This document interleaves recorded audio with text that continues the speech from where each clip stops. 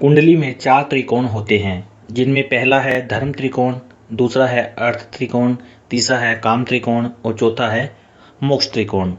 तो सबसे पहले बात करते हैं धर्म त्रिकोण की। कुंडली का पहला भाव और पंचम भाव और नवम भाव से ही धर्म त्रिकोण बनता है। और काल पुरुष की कुंडली के अनुसार पहले भाव में मेष राशि और पंचम भाव में सिंह राशि और नवम भाव में धनु राशि होती है, जो कि अग्नि तत्व राशि है। धर्म त्रिकोण में अग्नि तत्व राशियां शुभ रहती हैं और धर्म त्रिकोण में नैसर्गिक शुभ ग्रहों का होना बहुत अच्छा होता है। लग्न, पंचम और नवम के ग्रहों का केंद्र त्रिकोण में होना ही शुभ होता है, और अगर ये आपस में राशि परिवर्तन करें या दृष्टि डालें तो ये शुभ फल देने वाला होता है। और ऐसा व्यक्ति धार्मिक प्रवृत्ति का होता है। व्यक्ति के जीवन में धर्म कर्म की प्राथमिकता रहती है। धार्मिक कार्यक्रमों में ऐसा व्यक्ति बढ़ चढ़कर भाग लेने वाला होता है। और इसके बाद आता है अर्थ त्रिकोण। इसमें दूसरा और छठा और 10वां भाव आता है। इन सब में आपस में नवम पंचम का संबंध है। इसमें काल पुरुष की कुंडली के अनुसार वृषभ राशि, कन्या राशि और मकर राशि आती है, जो कि भूमि तत्व राशि है। इस त्रिकोण में भूमि तत्व राशियां शुभ रहती हैं। और अर्थ त्रिकोण में सूर्य और मंगल जैसे ग्रह बैठे हों तो व्यक्ति धनवान होता है और व्यक्ति के जीवन में धन की इंपॉर्टेंस ज़्यादा रहती है। वैसे शुक्र और बुध भी इस त्रिकोण में अच्छा फल देते हैं। और तीसरा है काम त्रिकोण। इसमें कुंडली का तीसरा भाव और 7वां भाव और 11वां भाव, इन तीनों से मिलकर जो त्रिकोण बनता है उसे काम त्रिकोण कहते हैं। इस त्रिकोण में काल पुरुष की कुंडली के अनुसार मिथुन राशि, तुला राशि और कुंभ राशि आती है, जो कि वायु तत्वीय राशि है।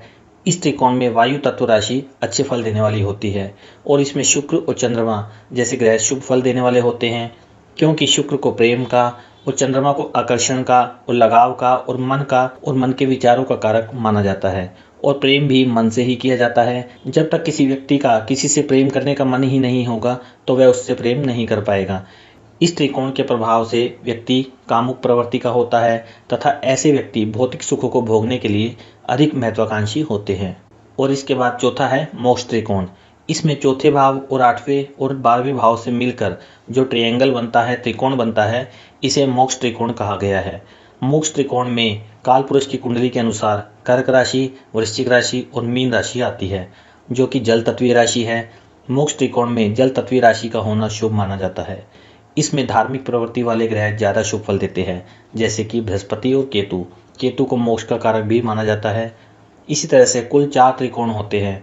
अगर धर्म त्रिकोण में अधिक ग्रह होंगे तो व्यक्ति धार्मिक होगा और धर्म कर्म करने वाला तथा धार्मिक कार्यों में बढ़ चढ़कर भाग लेने वाला, नियमित पूजा पाठ करने वाला ऐसा व्यक्ति होता है। ऐसा व्यक्ति धार्मिक कार्यक्रमों में धन खर्च करने वाला होता है। अब बहुत से व्यक्ति ऐसे होते हैं जो रामलीला, जन्माष्टमी, दुर्गा पूजा, रथ यात्रा, कीर्तन, भजन, जगराते, सत्संग इत्यादि में खूब धन खर्चते हैं। तो ऐसी प्रवृत्ति तब होती है व्यक्ति की जब धर्म त्रिकोण में अधिक ग्रह होते हैं और शुभ स्थिति में होते हैं। और अगर अर्थ त्रिकोण में अधिक ग्रह होंगे तो व्यक्ति का मन हमेशा धन की तरफ रहेगा और उसके जीवन का एक ही लक्ष्य रहता है, हमेशा किसी न किसी तरह से धन मिले, और धन के प्रयास में ही व्यक्ति हमेशा रहता है। और अगर इसी प्रकार काम त्रिकोण में अधिक ग्रह होंगे तो व्यक्ति में कामुकता अधिक होगी। भोग विलास को ऐसा व्यक्ति नहीं छोड़ पाएगा।